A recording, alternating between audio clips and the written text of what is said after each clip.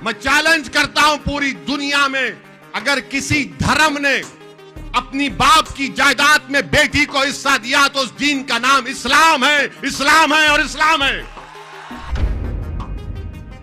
आप 18 करोड़ मुसलमानों से नाइंसाफी करके विकसित भारत बनाएंगे। ये इल्जाम मुसलमानों पर लगाते बीजेपी वाले 40 साल से मैं सुन रहा हूं, बच्चे बहुत पैदा करते। अब मोहन भागवत बोल रहे बच्चे पैदा करो, 3-3 करो, 2-4-4 करो। खुद तो पैदा नहीं करे, दूसरों को बोल रहे तुम 3 पैदा करो। इन्होंने एक और कानून बना दिया गुजरात में यूनिफॉर्म सिविल कोड के नाम पर, यानी अगर कोई मुसलमान शादी करना चाहेगा नहीं कर सकते आप, शरीयत के मुताबिक हिंदू मैरिज एक्ट के तहत करना पड़ेगा। अगर कोई मुसलमान खुदा ना खास्ता तलाक देना चाहेगा तो मोदी जी बोलिए तलाक है ही नहीं अब तुम्हारे को देने का इख्तियार। तुम हिंदू डिवोर्स एक्ट के तहत तुमको 6 महीने सेपरेशन में रहना पड़ेगा। तलाक तो पहले कहा गया ट्रिपल तलाक गलत है, अब तो पूरा ही तलाक खत्म कर दिए। अगर कोई मुसलमान अपनी औलाद को अपनी जायदाद में हिस्सा देना चाहेगा तो बोले नहीं, शरीयत के मुताबिक नहीं कर सकते, हिंदू धर्म के मुताबिक करना पड़ेगा। इस्लाम में दादा की जायदाद में पोतरे का हिस्सा नहीं है, मोदी जी ने कह दिया पोते का हिस्सा होगा। बताइए आप, ये भारत के संविधान की दफा 25 की खुली खिलाफ वर्जी है। हिंदू धर्म के कानून को आप हम पर मुसल्लत कैसे कर रहे हैं?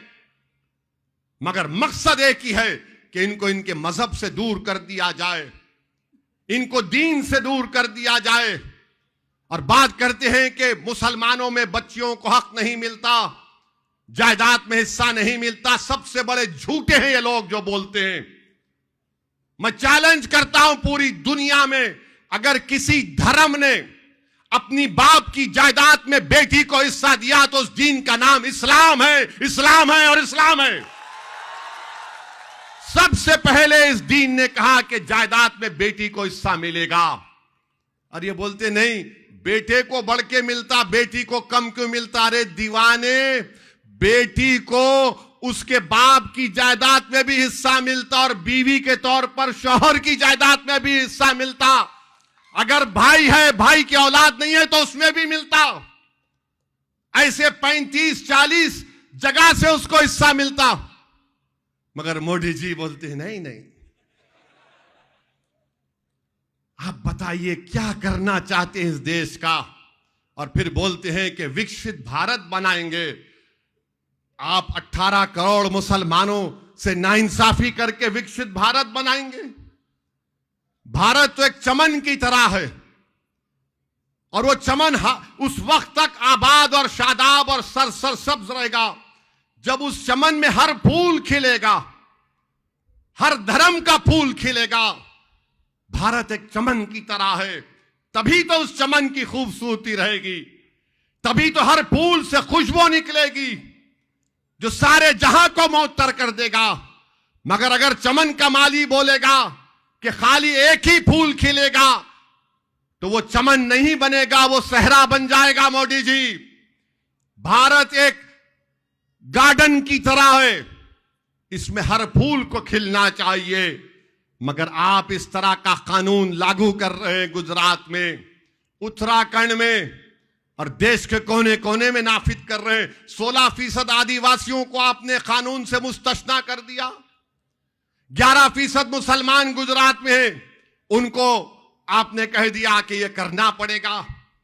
बताइए, आप कहते हैं कि नहीं, 2 शादी करता मुसलमान, चलो अब ये सेंसस हो रहा है ना, उसके कॉलम में लिख दो।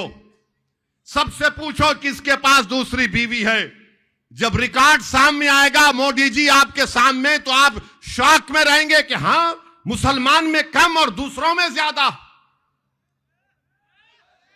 हां, बिल्कुल सही है ये।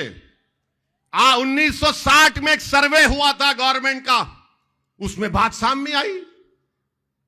4 हम कर सकते जरूर, मगर क्या हर कोई 4 करता है क्या? अब मेरे जैसा आदमी एक कोई संभालने परेशान हूं। बिल्कुल सही कह रहा हूं, बहुत बड़ी जिम्मेदारी होती है, आसान काम नहीं है। नहीं, चार चार करते, अरे कहां करते भाई ने, बच्चे बहुत पैदा करते। ये इल्जाम मुसलमानों पर लगाते बीजेपी वाले, 40 साल से मैं सुन रहा हूं, बच्चे बहुत पैदा करते। अब मोहन भागवत बोल रहे बच्चे पैदा करो, 3-3 करो, 2-4-4 करो। अब कैसा बोल दिया, आप 3 पैदा करो, 4 पैदा करो? क्योंकि भारत की आबादी गिर रही है, TFR रेट जो बोलते हो गिर रहा है। इस देश में 30 साल के बाद शायद 12% आबादी बूढ़े लोगों की होगी, और जब इस देश में बहुत बड़ी परेशानी आ सकती है तो मोहन भागवत अभी से बोल रहे, खुद तो पैदा नहीं करे, दूसरों को बोल रहे तुम 3 पैदा करो। झूठ है ये। कितना बदनाम करेंगे एक समुदाय को आप।